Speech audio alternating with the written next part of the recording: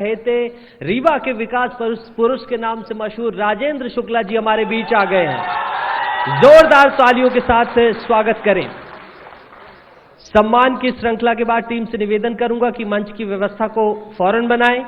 आज के हमारे मेन स्पॉन्सर हैं आईसेक्ट। हम आपका बहुत बहुत धन्यवाद करते हैं। रीवा में Vindhya pride, Minerva hospital, Vindhya telecom cable, central academy, higher secondary school Rewa, और विशेष रूप से हम आभार करेंगे मिनर्वा हॉस्पिटल के डॉक्टर शिरीष मिश्रा जी को। देवियों और सज्जनों, हम आपसे निवेदन करेंगे कि जब भी आप अपनी टीवी देखें तब 1163 अगर आपके घर में टाटा स्काई है तो लगाना ना भूलें, और अगर आप एयरटेल के यूजर हैं तो 366 नंबर में INS24/7 को जरूर देखें। इसके साथ ही आप जब भी मोबाइल यूज करते हैं, अभी बैठे हैं, तो INS24/7 हरिभूम को आप फॉलो करिए, फेसबुक, ट्विटर, इंस्टाग्राम, सभी सोशल मीडिया नेटवर्क्स पर। आपसे निवेदन है, अब मैं निवेदन करना चाहूंगा जोरदार तालियों के साथ आपकी कि रीवा के विकास पुरुष के नाम से मशहूर राजेंद्र शुक्ला जी मंच में आए और संवाद के सेशन का हिस्सा बने।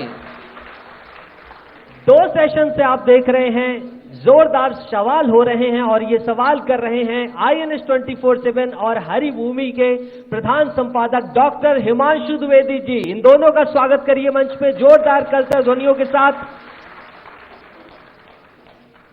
रीवा में संवाद श्रृंखला अब अपने चरम की तरफ बढ़ती हुई, दोनों से निवेदन करूंगा कि मंच पर पहुंचे, और आप सभी से निवेदन करूंगा, आपके इस धैर्य की सराहना भी हम करेंगे कि आप इतने समय से बैठे हुए हैं। आपसे निवेदन है कि इस कार्यक्रम को संपूर्णता प्रदान करके ही आप जाएं, जैसा कि विंध्य के लोग, रीवा के लोग अक्सर अपने अतिथियों के साथ करते हैं। आगे की कार्रवाई के लिए डॉक्टर हिमांशु द्विवेदी जी से निवेदन करता हूं। धन्यवाद निदेश जी।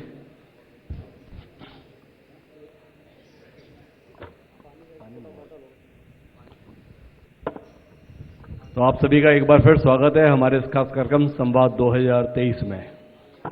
4 बजे से लगातार ये संवाद का सिलसिला जारी है, और आप सबके धैर्य की जितनी आजमाइश हो सकती है उतनी आजमाइश की कोशिश हम यहाँ पे कर रहे हैं, और तकरीबन 7 बजने को है और आप अभी भी यहाँ बने हुए हैं। ये आपकी धीरता और धैर्यता का परिचायक है। मैं चाहूँगा एक बार जोरदार तालियां आप अपने लिए बजाएं तो हम इस सत्र की कार्रवाई को शुरू करें। हमारे साथ इस समय रीवा के विधायक, भारतीय जनता पार्टी के वरिष्ठ नेताओं में शुमार राजेंद्र शुक्ल जी। राजेंद्र शुक्ल जी को 2003 से 2018 तक सत्ता में रहते हुए रीवा के ही नहीं बल्कि पूरे विंध्य क्षेत्र के लिए सक्रिय रहते हमने देखा। लेकिन पिछले 5 साल संक्रमण गए, सरकार बदल गई, विपक्षी की भूमिका में आ गए, फिर बाद में पार्टी सत्ता में आ गई। पर राजेंद्र शुक्ला जी सत्ता की भूमिका में या विपक्षी भूमिका में, ये सवाल भोपाल में पूछे जाते रहे। हमने कहा उत्तर लेने के लिए हम सीधे रीवा ही चल देते हैं, वही उत्तर जान लेंगे। और इसलिए हम राजेंद्र जी आपके साथ में, आपका स्वागत है हमारे खास कार्यक्रम में। हमारा जानना आपसे यह है कि आपकी पार्टी आपसे इतनी नाराज क्यों है।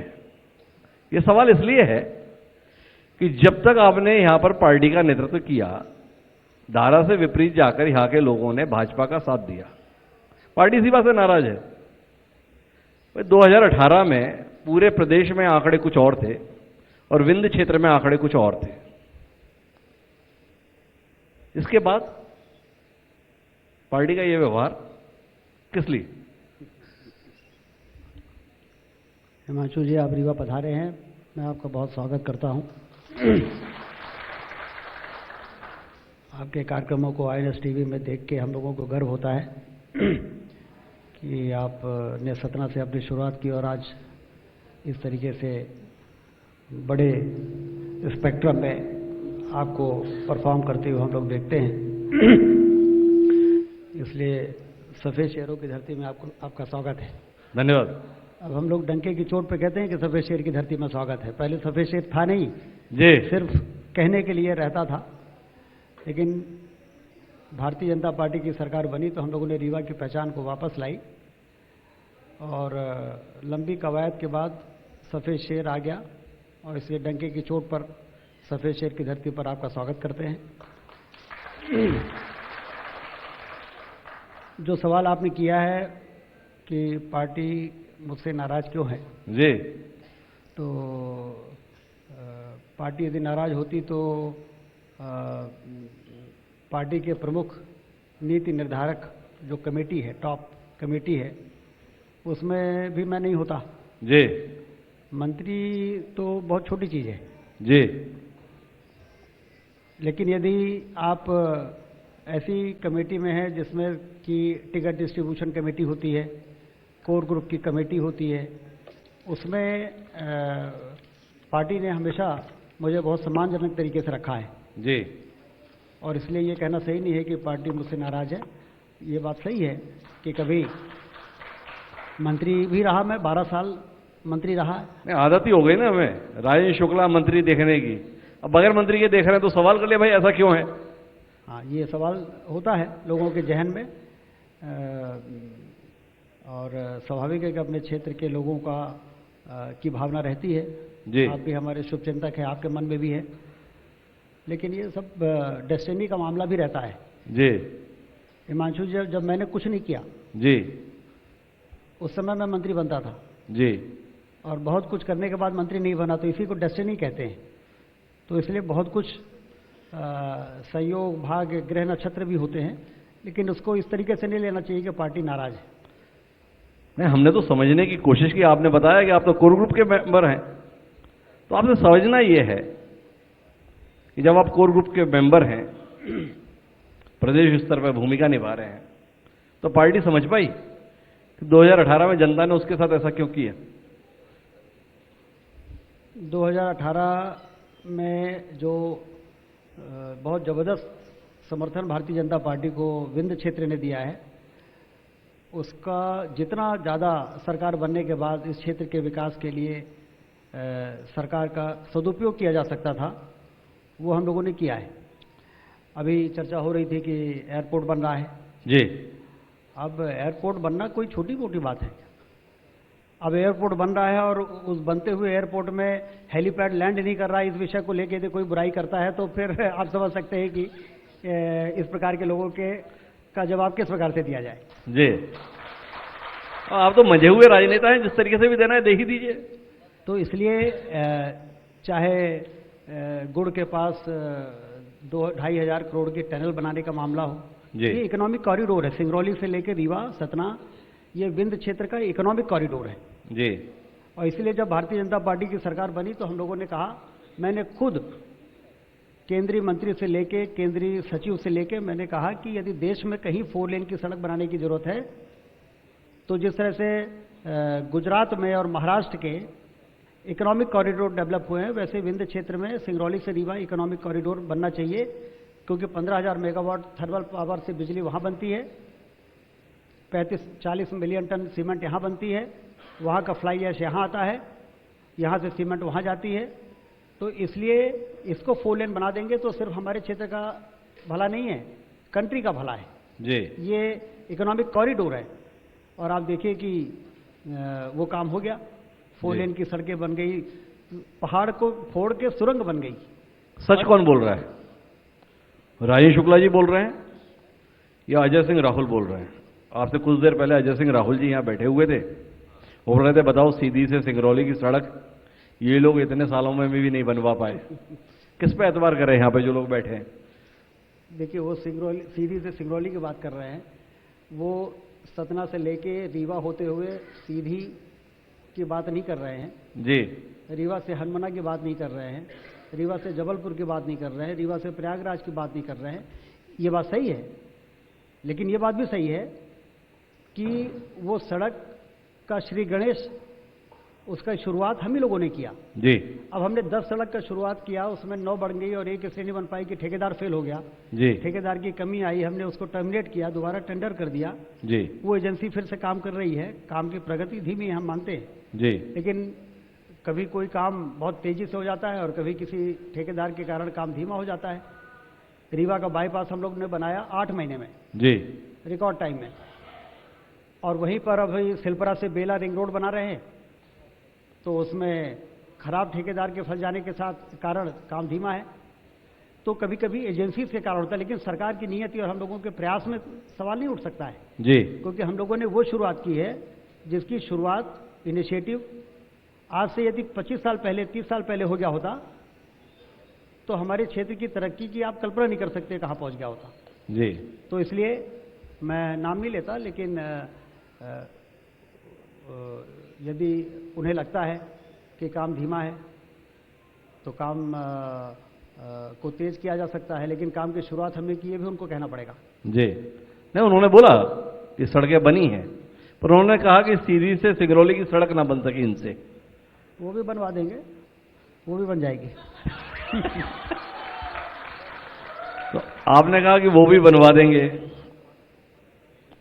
सीधा सवाल है, जिससे शुरुआत थी, इस बार आपका मंत्री न होना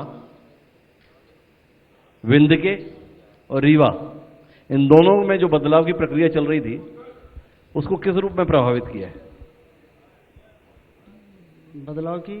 जो बदलाव की प्रक्रिया चल रही थी, जो तमाम काम चल रहे थे, इन 5 सालों से आप मंत्री की भूमिका में नहीं है, कितना प्रतिकूल प्रभाव पड़ा है?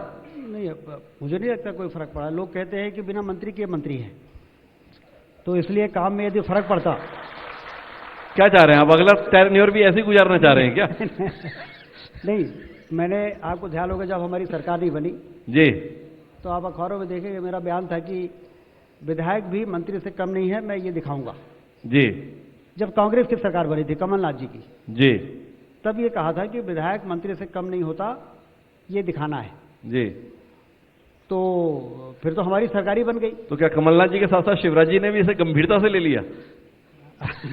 ये तो आप मजाक की बात कर रहे हैं, लेकिन फिर हमारी सरकार बन गई तो इतनी सीनियरिटी हो गई है जी कि कोई भी मंत्री है वो हमारी बात को कभी भी उसको वो हल्के से नहीं लेते। जी। कोई भी अधिकारी हल्के से नहीं लेते। तो अगर आपके इस दावे पे यकीन करें तो 3 साल में क्या ऐसा किया आपने जिससे लगे कि राजेंद्र शुक्ला का इकबाल वैसा ही है? भाई पहले का तो दिखाई देता है, जहां बैठे हैं वो भी दिखाई देता है, पर इन 3 साल में जो राजेंद्र शुक्ला जी का ये बयान था 4.5 साल पहले, मैं बिना मंत्री बने हुए भी अपनी सक्रियता से साबित करूंगा कि कोई विधायक मंत्री से कम नहीं होता। तो इन 4.5 साल का हिसाब दीजिए ना राजेंद्र जी, जिससे यकीन आए कि जो कहा था वो कर भी गुजरे। देखिए, एक तो यही है कि जब मैं 18 में नॉमिनेशन फाइल करने गया जी, तो पत्रकारों ने ही मुझसे पूछा, मैंने नहीं सवाल नहीं बनाया था जी। उन्होंने कहा कि रीवा में इतना कर दिया, आप क्या बचाया करने को? जी। तो हमने कहा इस बार जनता का आशीर्वाद मिलेगा तो हवाई जहाज उड़ाएंगे। तो आप देखिएगा सितंबर में हवाई जहाज उड़ जाएगा रीवा से। जी। तो ये इन 3 वर्षों सरकार न बनने के बाद से, और फिर सरकार जब बनी तो मंत्री न बनने के बावजूद ये सारे काम किए गए हैं। इसके अलावा बहुत से ऐसे काम हैं जो रीवा में लोगों को रिवर फ्रंट से लेके इको पार्क से लेके, यदि एजुकेशन के क्षेत्र में आप देखें तो हमारे इंजीनियरिंग कॉलेज में MACT मास्टर्स की कोर्सेज नहीं थे, उसको शुरू करना जी। माखनलाल चतुर्वेदी विश्वविद्यालय का एक नया परिसर तैयार करना, सुपर स्पेशलिटी हॉस्पिटल को, जिसकी शुरुआत तो कर दिया था लेकिन उसको पूरा किया 2020 में जी। और उससे आप समझिए कि वरदान साबित हुआ है। 2000 से ज़्यादा लोगों की एंजियोप्लास्टी अब रीवा में होने लगी है। अभी मैं सुन रहा था कि यहाँ पर बातें हो रही थी जी। तो पहले स्थिति रीवा में यह थी कि जिला अस्पताल ही नहीं था, जिला अस्पताल हमने खोला। जी। सुपर स्पेशलिटी हॉस्पिटल के बारे में तो सोच ही नहीं सकते थे, CT MRI की मशीनें नहीं थी, जो डायग्नोस्टिक मशीनें होती है। कई बार ऐसा हुआ है कि यहाँ पर लोगों की दुर्घटना हुई और उनको प्रयागराज और जबलपुर ले जाते हुए रास्ते में उनकी डेथ हो गई। जी। क्यों डेथ हो गई? क्योंकि डॉक्टर्स तो अच्छे थे लेकिन CT MRI की डायग्नोस्टिक मशीनें नहीं थी। तो CT MRI की मशीनें यहाँ पर शुरू हुई, वो PPP मॉडल का मध्य प्रदेश का पहला प्रयोग था। बाद में इसी को उन्होंने सफल प्रयोग माना और पूरे प्रदेश में PPP मोड में CT MRI मशीनें सरकारी अस्पतालों में खोली जाए, इसका मॉडल बना। तो चाहे शिक्षा का क्षेत्र हो, चाहे स्वास्थ्य का क्षेत्र हो, चाहे इंफ्रास्ट्रक्चर हो, चाहे वो सिंचाई की नहरों के बचे हुए कामों को पूरा करने की बात हो। अभी तो 3 लाख एकड़ में पानी पहुंचा है हिमांशु जी। जी। 9 लाख एकड़ में पानी पहुंचाने की योजना है हमारी। जी। रीवा जिले में, जिसमें 6 लाख में काम चल रहा है। मतलब अगले किस तरीके से पहुंचाएंगे? सिंचाई की नहरों का जाल बिछाकर जी प्रोजेक्ट चल रहे हैं। 3 लाख एकड़ में पानी पहुंचा। आपने कहा ना कि रीवा तो बदल गया है, आपने जी। भी कहा आते ही, जी आपने कहा कि बहुत सुंदर हॉल बन गया है। जी इस प्रकार से आप रीवा में कहीं भी जाएंगे तो आपको लगेगा ये क्या हो गया है। जी कहीं पर फ्लाईओवर है तो कहीं पर आरओबी है, तो कहीं 4 लेन है, तो कहीं रिंग रोड है। और ये किसी भी क्षेत्र के आर्थिक तरक्की के लिए जरूरी इंफ्रास्ट्रक्चर है। ये कोई लग्जरी नहीं, ये नेसेसिटी है आज के ज़माने में। अब हम कभी कभी आप सोचते हैं, लोग कहते हैं कि इतने फ्लाईओवर बना रहे हैं, इसकी क्या ज़रूरत है, 4 पुलों को चौड़ा करने की क्या ज़रूरत है। जब बाढ़ सागर का काम हम कर रहे थे उस समय लोग सवाल करते थे, लेकिन मुझे दिखाई दे रहा था कि जब बाढ़ सागर की नहरों का जाल बिछेगा तो लोगों की धरती से दौलत पैदा होगी, तो पैसा बढ़ेगा, तो गाड़ियां खरीदेंगे लोग। हमारे यहाँ जब पैसा आता है ना लोगों के जेब में, जी ग्वालियर चंबल में जब लोगों के जेब में पैसा आता है तो क्या करते हैं वो लोग? बंदूक खरीदते हैं। बंदूक खरीदते हैं। और हमारे रीवा के लोगों के जेब में जब पैसा आता है तो 4 पहिया और 2 पहिया की गाड़ी खरीदते हैं। जी तो आप समझिए, पहले रीवा की मुख्य सड़क 2 लेन थी। जी 2 लेन जैसे चलती थी उसमें भी चलती थी। लोग कहते थे कि जब 4 लेन हम बना रहे थे, लोग कह रहे थे क्या बना रहे हैं, ये क्या जरूरत है इनको जी 4 लेन बनाने की, ये ठेकेदारी कर रहे हैं, ये फलाना पैसा बर्बाद कर रहे हैं। अब आप देखिए 4 लेन भी बन गया, बाईपास भी बन गई, रिंग रोड भी बन गया, फ्लाईओवर भी बन गए और सब फुल चल रहे हैं। जी इसका मतलब कि बाढ़ सागर की नहरों ने जो आर्थिक क्रांति लाई उसका असर दिख रहा है। गाड़ियां बढ़ गई हैं, पेइंग कैपेसिटी बढ़ गई, लोगों की खरीदने की क्षमता बढ़ गई है। उसी के कारण हमारे रीवा के रोज नए मल्टीप्लेक्स बन रहे हैं, शॉपिंग मॉल्स बन रहे हैं, बिक रहे हैं, ब्रांडेड शोरूम्स रीवा में आ रहे हैं, खुल रहे हैं, बिक रहे हैं सामान। तो ये जो आर्थिक गतिविधियां बढ़ी हैं, इसीलिए ये सारे डेवलपमेंट किए जाते हैं। अगर सब कुछ इतना अच्छा हो रहा है तो लोग रीवा से अलग होना क्यों चाह रहे हैं? क्यों मऊगंज अलग जिला बन रहा है? मऊगंज का भी एक उसके पीछे लॉजिक है, क्योंकि जो सबसे दूरस्थ इलाका है मऊगंज का, वो आप समझिए कि 150 से लेके 250 किलोमीटर पड़ता है। जड़कुड़, पिपराही, हनुमाना, ये 90 से लेके 150 किलोमीटर के बीच में वहाँ के लोगों को तो सड़क तो आपने बढ़िया बना दी ना? बना दी, लेकिन अब उनकी मांग थी, मुख्यमंत्री जी ने संवेदनशील हैं, लोगों की मांग का सम्मान किया, जिला खोल दिया। बहुत दिनों से संघर्ष चल रहा था, उसको पूरा कर दिया है। तो उससे एक विकास में एक मुझे लगता है कि रीवा के लिहाज से ये विभाजन अच्छा या बुरा? नहीं, बिल्कुल स्वागत योग्य है। मुझे तो बड़ी खुशी है कि आदिवासी बाहुल्य हमारा वो इलाका जी जो जिला मुख्यालय से बहुत दूर था, जी अब वो जिला मुख्यालय वहाँ पे हो जाने से उनको सहूलियत रहेगी जिले में जाके अपने तमाम तरह के कामों को करने में। और रीवा कुछ बहुत ज़्यादा छोटा नहीं हुआ है, 8 में से 6 विधानसभा हैं अभी, जी 2 विधानसभा ही अलग हुई है। तो रीवा ऐसा छोटा हो गया, ऐसी भी बात नहीं है। और रीवा का तो भविष्य ऐसा है कि आप देखिए कि मुझे साफ दिखाई दे रहा है रीवा की का भविष्य। जी रीवा के जो 4-5 साल बाद आप आइएगा रीवा, जी आप खुद ही कहेंगे कि ये तो अब भोपाल और इंदौर को लगता है पीछे कर देगा, ये मुझे दिखाई दे रहा है। क्या इसी कारण से आप रीवा नहीं छोड़ते? पार्टी कई बार आपको भोपाल बुलाती है, पार्टी कई बार आपको दिल्ली बुलाती है, और वो रीवा का भविष्य इतना उज्जवल दिखता है इसलिए भोपाल या दिल्ली की ओर नहीं जाते? नहीं, जब बुलाया जाता है तो जाते हैं, और जब बुलाया और लौट के फिर रीवा आ जाते हैं। और जब फिर बुलाया जाएगा तो फिर जाएंगे। और ये तो चलता रहता है राजनीति में। और लेकिन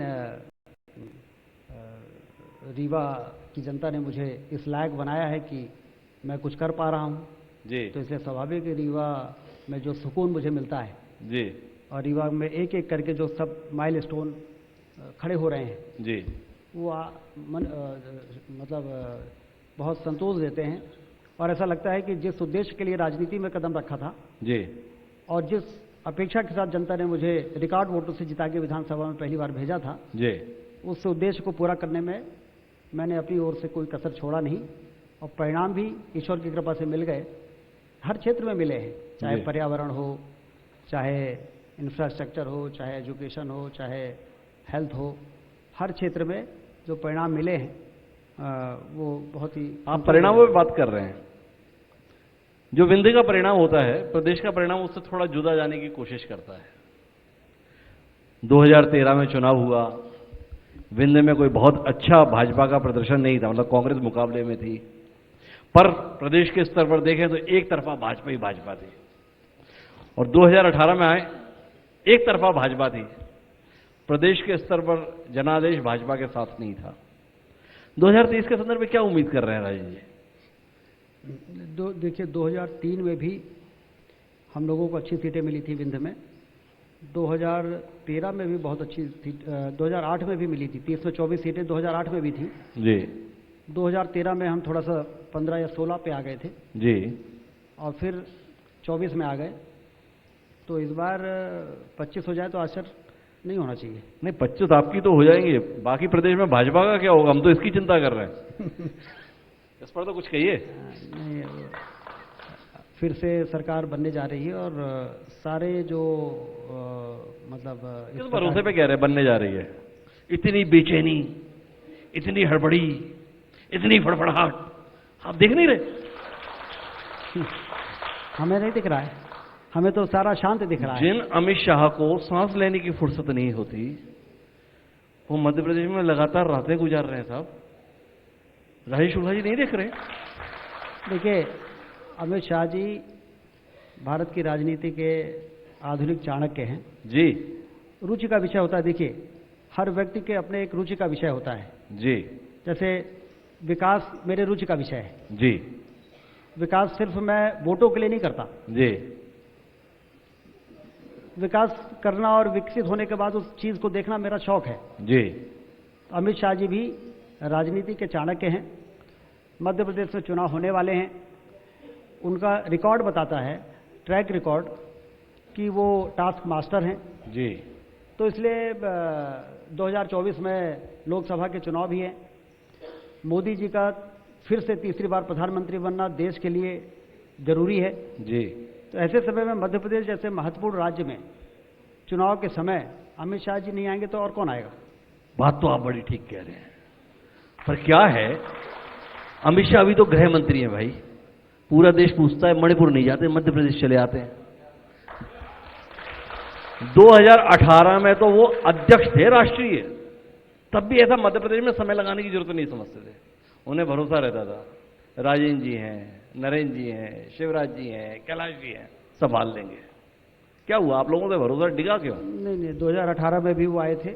ऐसे आए थे? एसएफ के ग्राउंड में उन्होंने पूरे रीवा संभाग के कार्यकर्ताओं का सम्मेलन किया था। मैं तो था ही इंतजाम करने में ही।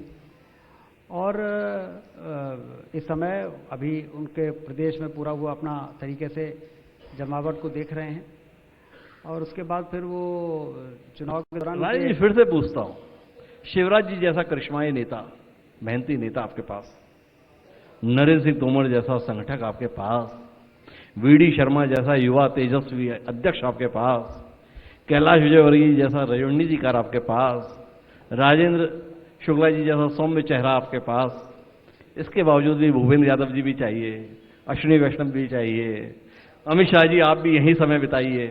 क्या हो गया, थोड़ा तो बताइए।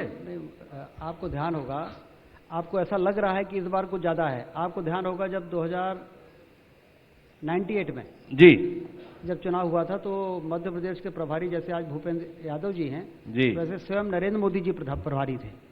तो ये तो हमारे पार्टी का, जब यूपी में चुनाव होता है तो हम लोग जाते हैं। आप उदाहरण से डरा क्यों रहे हैं? यूपी इसलिए पूछा कि 1998 में नरेंद्र मोदी जी थे, पर नतीजे तो पराजय के आए थे। 2023 को लेकर आप ये उदाहरण दे रहे हैं?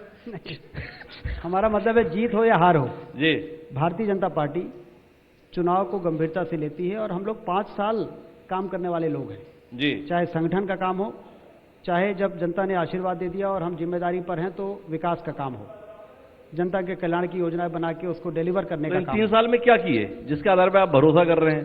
क्योंकि सारा जोड़ तो अभी 2 महीने पहले घोषित की गई लाडली बहना पे दिख रहा है, 1.5 महीने पहले घोषित की गई सीखो कमाऊ योजना पे दिख रहा है, 1 महीने पहले घोषित किया गया संविदा कर्मियों के नियमितीकरण का मामला दिख रहा है। 30 साल पे बात करें या 3 महीने पे बात करें? देखिए लाडली बहना का जहां तक सवाल है जी, तो पूरा प्रदेश और पूरा देश जानता है जी, कि बेटियों के प्रति, महिलाओं के प्रति शिवराज सिंह चौहान जी की संवेदनशीलता। कौन ऐसा नेता रहा है आज तक जी देश में जिसने चुनाव तो छोड़िए, एक भी ऐसे सार्वजनिक सभा हो जिसमें बेटियों का पैर धोने के बाद उसने कार्यक्रम की शुरुआत की हो? अकेले शिवराज सिंह चौहान है। लाडली लक्ष्मी योजना बनाई, 47 लाख लाडली बेटियां हैं जो 2007 में पहले बनाई गई थी लाडली लक्ष्मी। आज वो कॉलेज में गई है और 12,500 रुपये उसको छात्रवृत्ति मिल रही है। तो लाडली लक्ष्मी उन्होंने बनाई। मुख्यमंत्री कन्यादान योजना में हजारों लोगों की जब शादी होती है बेदी बनाकर, जी तो वो दृश्य पहले कभी हम लोगों ने कहीं देखा नहीं। जी और उसके बाद ये लाडली बहना उसका एक कड़ी है। जी। ऐसा नहीं कि अचानक चुनाव आ गया और उनको नारियों के प्रति प्रेम उमड़ पड़ा, जैसे अभी हम देखते हैं नारी सम्मान योजना के नाम पर प्रेम जी। दिख रहा है। जी ये प्रेम तो हमारा पुराना है। जी ये मतलब दिल से जुड़ा हुआ एक योजना है शिवराज सिंह चौहान जी की, जो पहले लाडली लक्ष्मी बनाई, फिर मुख्यमंत्री कन्यादान योजना बनाई और उसके बाद अब लाडली बहना बनाई है। जी ये संयोग है कि चुनाव इस समय है और उसके पहले ही बना है। जी लेकिन चुनाव के लिए ही नहीं, अपने मन को संतुष्ट करने के लिए भी इस प्रकार की योजना बनाई है।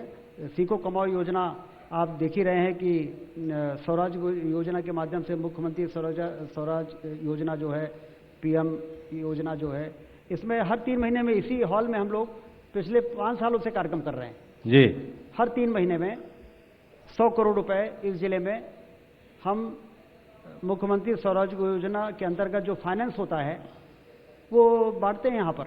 जी। तो ये तो उस समय भी हम कर रहे थे जब पर सीखो कमाओ तो बिल्कुल अलग योजना है। एक नई योजना है, तो नए इन्वेंशन, चुनाव आ गया तो क्या हम नई चीजों को लॉन्च नहीं कर सकते क्या? जी। और यदि इस प्रकार से हमको कहा जाएगा तो फिर छत्तीसगढ़ में क्या हो रहा है और राजस्थान में क्या हो रहा है, उसका आप उल्लेख करें ना, आपको रोका किसने? तो इसलिए ये जनता के हित में काम करने और हम तो सवाल ही ये करते रहते हैं भाई, छत्तीसगढ़ में अमित शाह जी समय लगाएं तो समझ में आता है, राजस्थान में समय लगाएं तो समझ में आता है, पार्टी को सत्ता में लाना है, इसलिए यहाँ पर थोड़ा अचरज हो जाता है भाई, किस पे भरोसा नहीं है अमित शाह जी को जो खुद आना पड़ रहा है। नहीं, उनके अपने कार्यक्रम है, वो वहां भी जाएंगे, आप देखिएगा। जी। राजस्थान भी जाएंगे, छत्तीसगढ़ भी जाएंगे, यहाँ भी आएंगे। शुरुआत यहाँ से की है, बीच में वहाँ जाएंगे, फिर अंत में वहाँ रहेंगे। इस प्रकार से उनके अपने कार्यक्रम रहेंगे। लेकिन वो चुनाव में मोदी जी हों और चाहे अमित शाह जी हों, ये बहुत मेहनत करने वाले। एक बात बताइए, जब सब कुछ इतना अच्छा है तो पार्टी में बर्दाश्त करने का भाव कहां से आ गया है? लोग तेवर दिखा रहे हैं, पार्टी इग्नोर कर रही है। आपकी पार्टी तो ऐसी नहीं थी। कौन तेवर दिखा रहा है? नारायण त्रिपाठी नाम है, जानते हैं ना आप?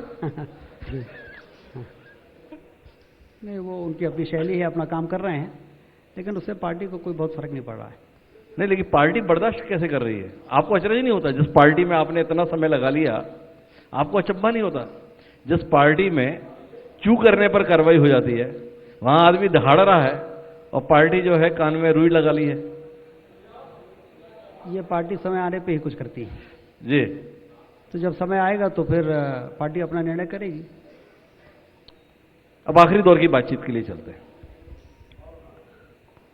अब राज्य के स्तर पर भी पार्टी राज्य नेतृत्व के स्थान पर नरेंद्र मोदी के चेहरे पर भरोसा कर रही है। इसको लेकर राजेंद्र शुक्ला जी क्या सोचते हैं?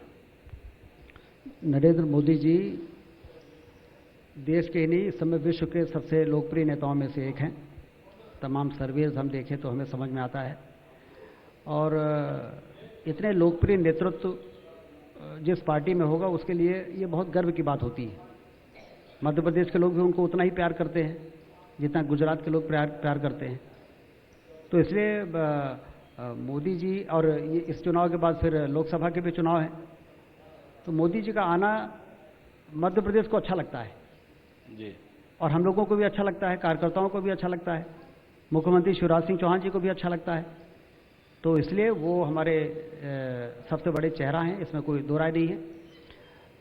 प्रदेश के चुनाव के लिए भी और देश के चुनाव के लिए भी, और इसलिए उनके नेतृत्व में चुनाव होगा।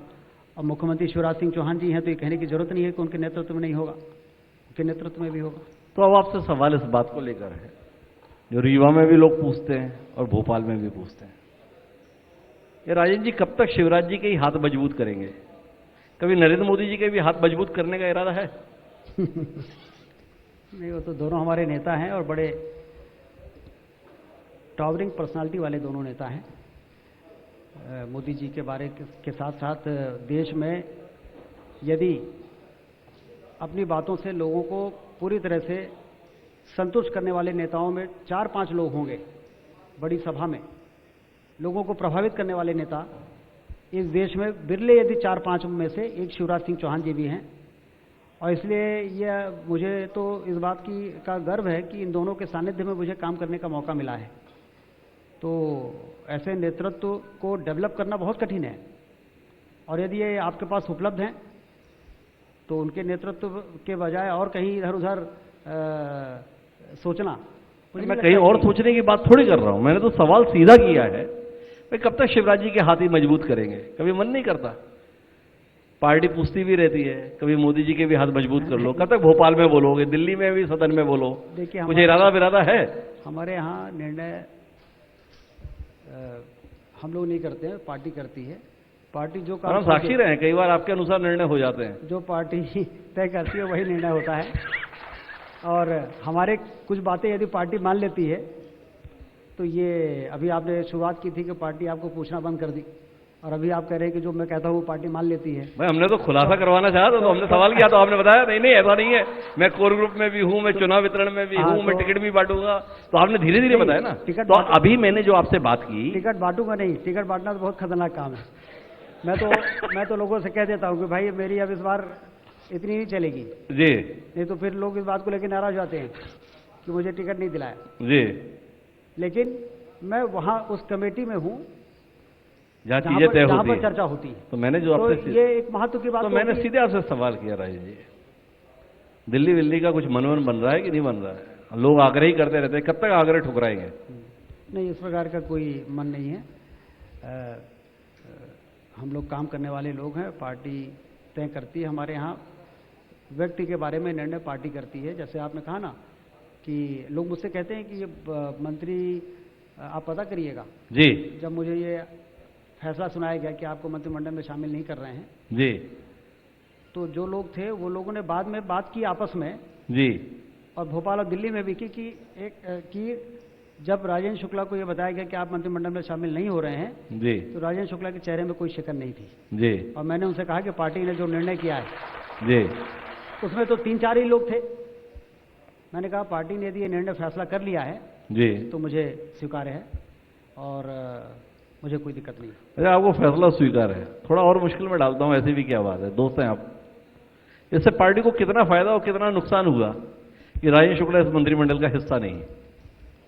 देखिए, व्यक्ति के ये क्षणिक रहता है, कुछ समर्थकों में जरूर इस बात को लेके मन में आता है कि हमारा नेता रह गया। मैं ये सवाल की पृष्ठभूमि देता हूं, मोदी जी देश के प्रधानमंत्री रहें ना रहें, अच्छा शिवराज सिंह चौहान इस प्रदेश के मुख्यमंत्री रहें ना रहें, कोई फर्क पड़ता है या नहीं पड़ता है? और फिर साथ में जोड़ दिया राजेंद्र शुक्ला मंत्री रहे ना रहे, कोई फर्क पड़ता है या नहीं पड़ता? अब बोलिए। अब इसमें आप बोलेंगे तो ज़्यादा अच्छा रहेगा। ये हमारा बोलना अच्छा नहीं है जी, क्योंकि हमें समझ में भी नहीं आएगा, हमें समझ में भी नहीं आएगा जी। कभी कभी लोग कहते हैं क्या माहौल है, तो हम कहते हैं आप बताओ क्या माहौल है, हमें क्या समझ में आएगा? हम लोग तो मैदान में हैं, वातावरण क्या है ये जो विश्लेषण तो आपको करना है जी। हम लोग तो काम करने वाले लोग हैं, जो काम मिल गया उसको करें। आप राज खोल रहे हैं कि आप इतने सफल कैसे हैं? बोले इन तरीकों से सफल है।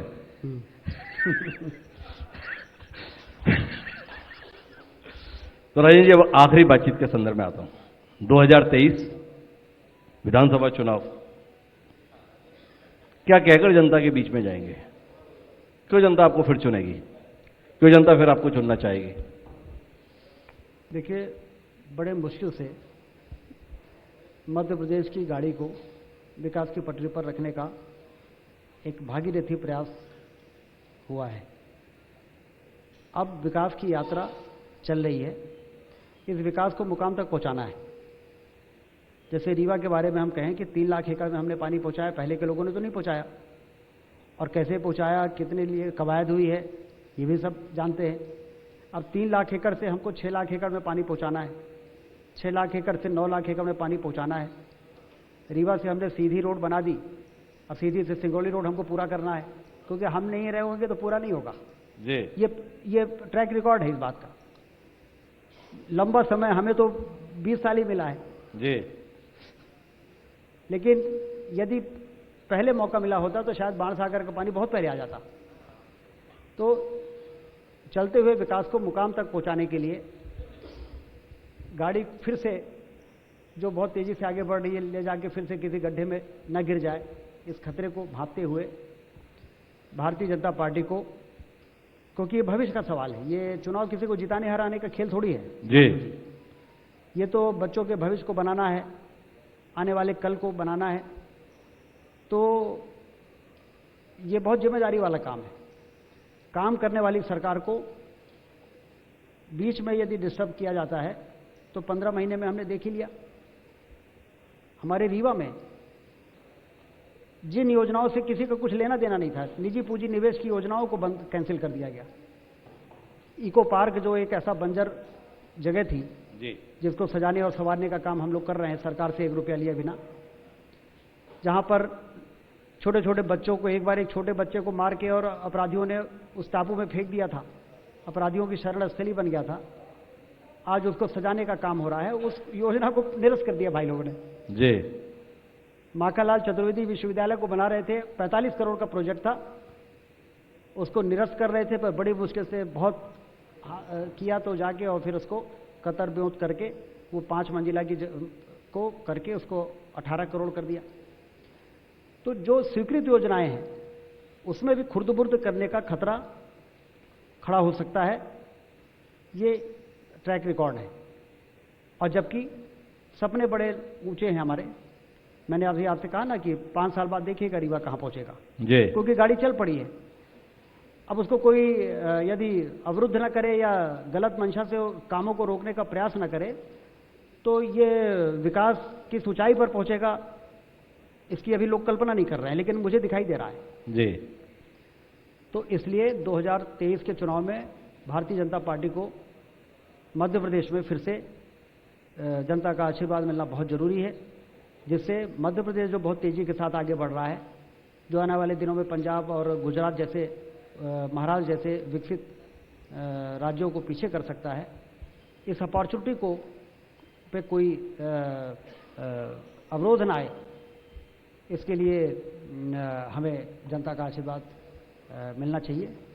जो आपने पूछा कि क्यों आपको मिलना चाहिए, विकास के कामों को अंजाम तक पहुंचाने के लिए, विकास के कामों को अंजाम तक पहुंचाने के लिए राजेंद्र शुक्ला जी को दिखाई दे रहा है कि हम कहां पहुंच सकते हैं, रीवा कहां पहुंच सकता है, पर साथ साथ लोगों का सोच ये है कि राजेंद्र शुक्ला कहां तक पहुंच सकते हैं, क्या उनकी पार्टी इस विषय पर विचार कर रही है? ये सवाल अनुत्तरित है। आने वाले समय में हमें ठीक लोग मिलेंगे तो उनसे इस सवाल को जरूर पूछेंगे, चाहे वो शिवराज सिंह चौहान होंगे, चाहे वो वीडी शर्मा होंगे और चाहे वो नरेंद्र सिंह तोमर होंगे। पर बहरहाल राजेंद्र जी, आपका बहुत बहुत धन्यवाद हमारे साथ संवाद का हिस्सा बनने के लिए। मैं चाहूंगा एक बार जोरदार तालियां राजेंद्र शुक्ला जी के सम्मान में, जिन्होंने खुलकर यहां पर बात रखी। और आगे की कार्रवाई के लिए आग्रह नीतीश जी से।